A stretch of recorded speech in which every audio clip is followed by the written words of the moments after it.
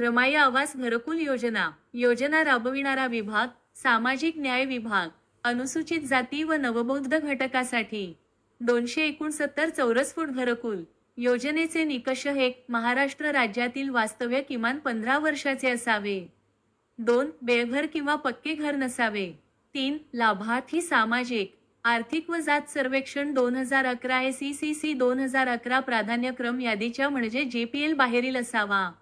मिळणारे अनुदान ग्रामीण भागात 1,32,000 रुपये, डोंगराळ किंवा नक्षलवादी भागात 1,42,000 रुपये, शहरी भागात 2,50,000 रुपये.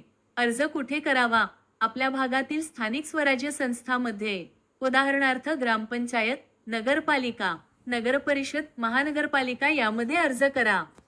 महत्त्वाची सूचना योजना नियम अनुदान हे व्हिडिओ बनवला त्यावेळी असणारे आहे.